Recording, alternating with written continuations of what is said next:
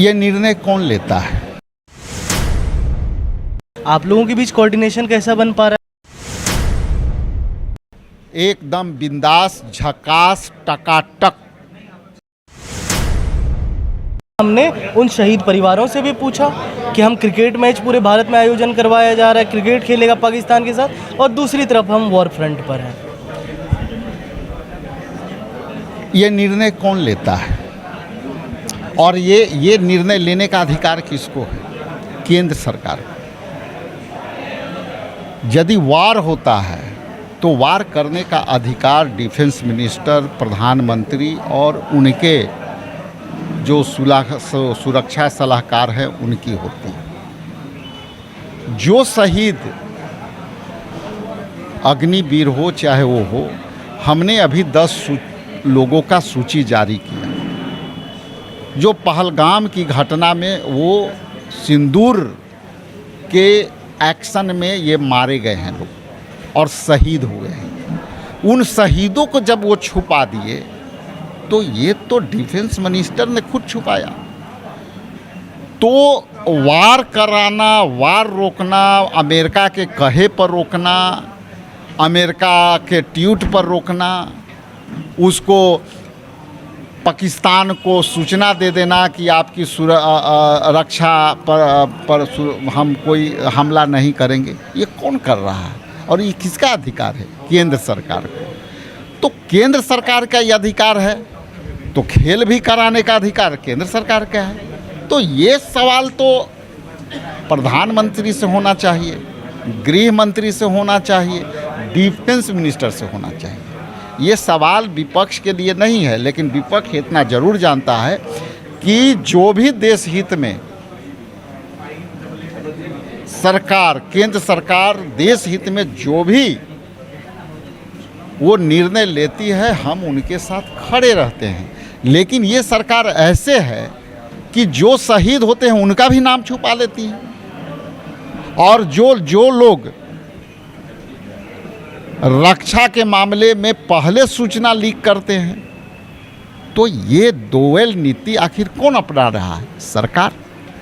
तो केंद्र सरकार जिस तरह से डुअल नीति से चलना चाहती है, आर पार से नहीं लड़ना चाहती, ये सीधा सवाल उनके लिए है। सर, मालेगांव ब्लास्ट केस में आज बड़ा फैसला आया जिसमें साध्वी प्रज्ञा जो है उनको जमानत दे दिया गया है।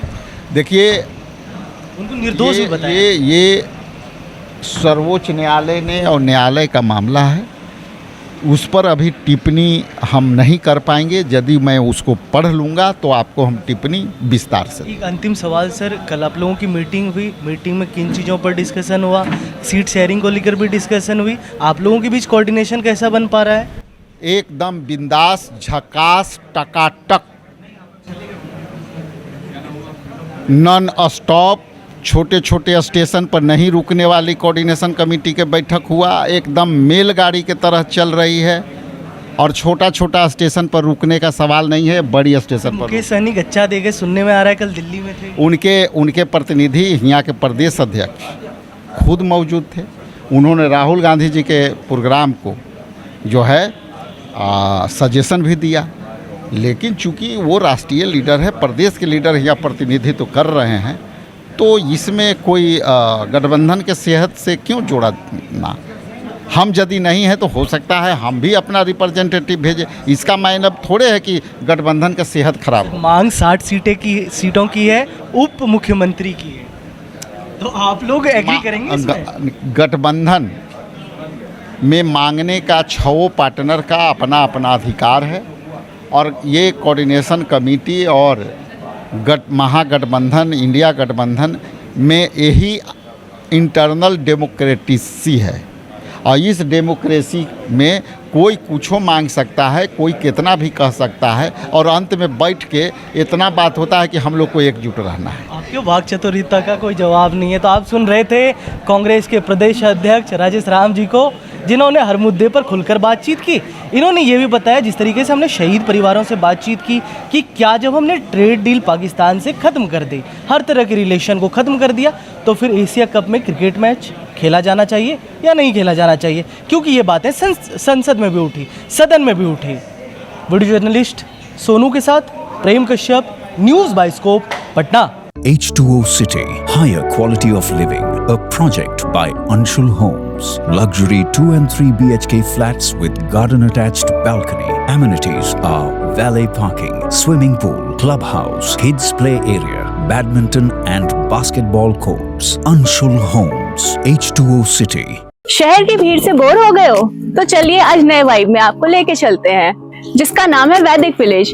एम्स पटना से 10 मिनट की दूरी पर नौबतपुर में स्थित ये सोसाइटी सिर्फ आपके लिए है। यहाँ पे मेन रोड 30 फीट की है, रिंग रोड 24 फीट की है और ब्रांच रोड 20 फीट की है। यहाँ मिलेगा आपको स्विमिंग पूल, जॉगिंग ट्रैक, मंदिर और 24/7 सिक्योरिटी कैमरा जैसी बेसिक एमिनिटीज। शांति और सुकून से भरा प्लॉट चाहिए तो सोचना बंद करो, अभी कॉल करो नीचे दिए हुए नंबर पे।